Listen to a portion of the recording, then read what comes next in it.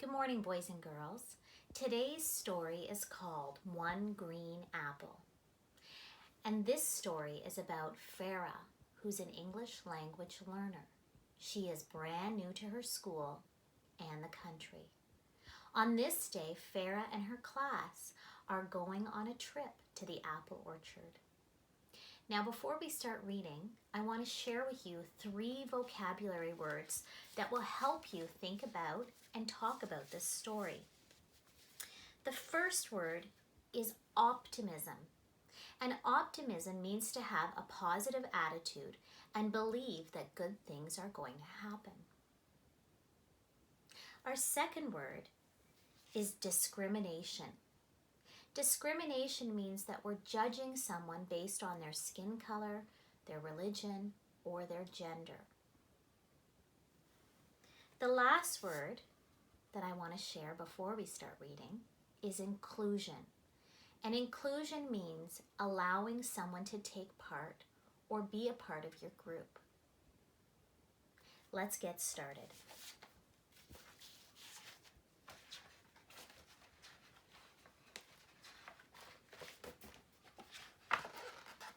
This is my second day in the new school in the new country.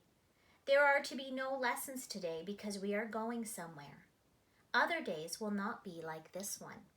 Tomorrow I will go again to the class where I will learn to speak English. Mothers drive us to the start of an orchard where the hay wagon is waiting. We climb on and lean against the bundles of hay. The wagon is pulled by a tractor and we jolt along. I think it's odd to have the boys and girls sit together. It was not like this at my village. The students don't know each other. The students know each other, but they don't know me, and I don't know them. I can't understand them when they speak, and I cannot speak to them. Some are friendly, but some look at me coldly and smile cruel smiles. I hear my country mentioned, not fondly. I would prefer to go home. My father has explained to me that we are not always liked here. Our home country and our new one have had difficulties, he said, but it will be good for us here in time. How much time, I wonder? I am different too in other ways. My jeans and t-shirt look like theirs, but my dupatta covers my head and shoulders. I have not seen anyone else wearing a dupatta, though all the girls and women in my home country do. So I'm going to stop here to ask you a question. And if you're watching this video with somebody else, maybe you can turn and talk to them about the question I'm going to ask you. How might Farah be feeling? And how do you know this?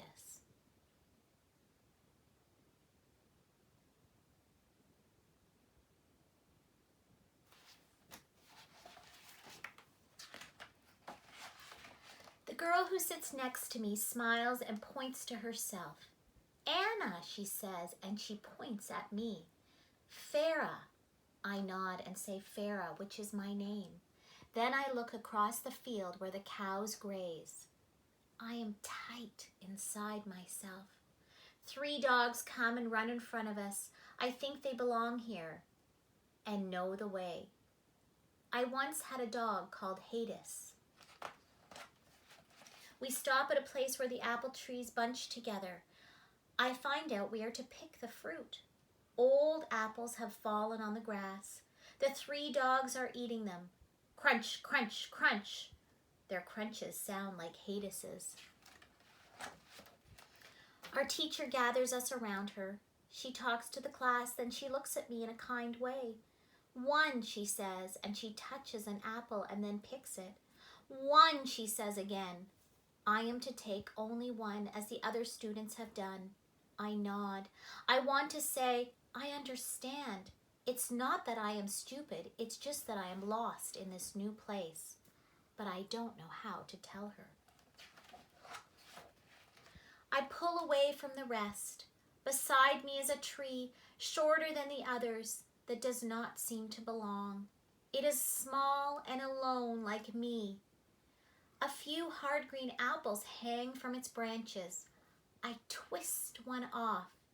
It fits perfectly in my hand.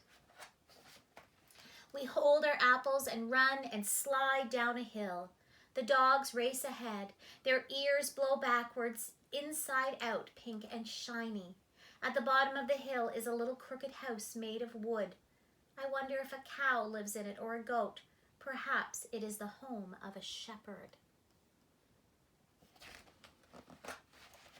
In the house is a wooden machine with a metal handle. I see no cow or goat or shepherd. The house is here for some other reason. Our teacher lines us up. One by one, we plop our apples into the machine. I will be the last to drop in my small green one. My teacher seems to speak. Then she shrugs and smiles. A boy shouts, "Hey!" He moves towards me as if to stop me from putting in my little green apple.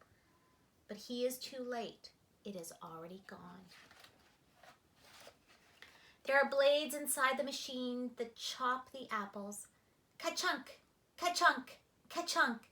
The students begin to push on the handle. That presses the chopped up apples. The skin and the pulp stay in the bag while the juice flows through. I hang back, not sure if I should be with the others. Pushing the handle must be hard. They lean against it and grunt. I am strong. I can help. I take a step towards them. Anna calls and waves to me to come beside her. A boy makes a place for me on the handle between them. I am pleased. We push and push. It is hard, but we are working together and we can do it. The juice drips down. Drip, drip, drip. On this page, Anna and the boy include Farah by inviting her to help push the handle, and they make a space for her. How do you think this makes Farah feel? If you are with someone watching this video, turn and talk to them now.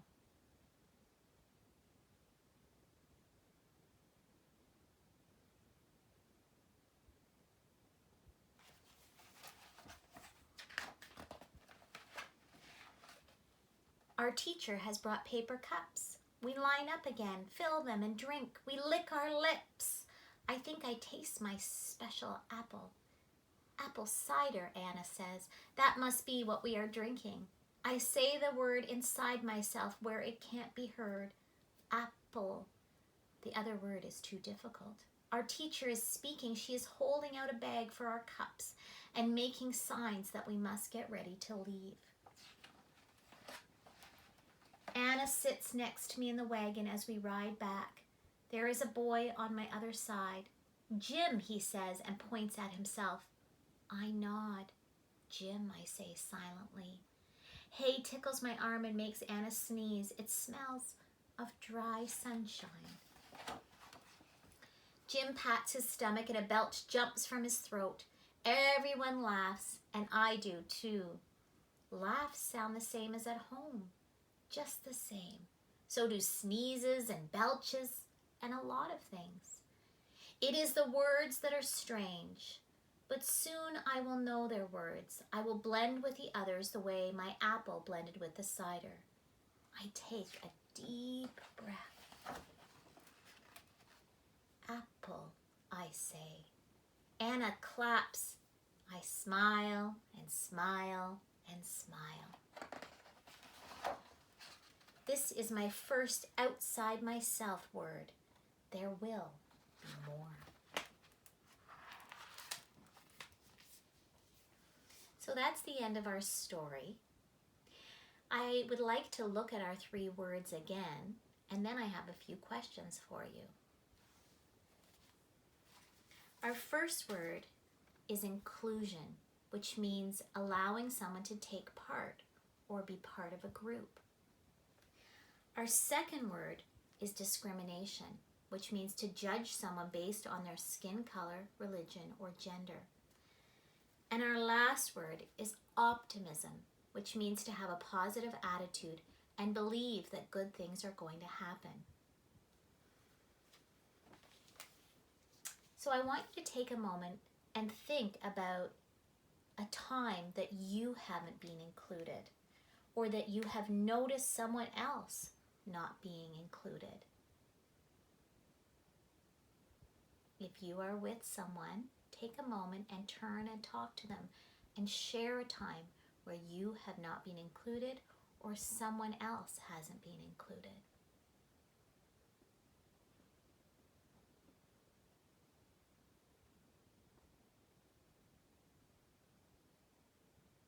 And the last question I have for you are, what are some ways that we can include other people who may be different than us?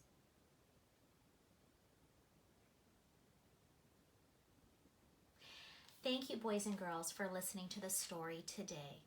I hope you enjoyed the story and that you had lots of comments to share.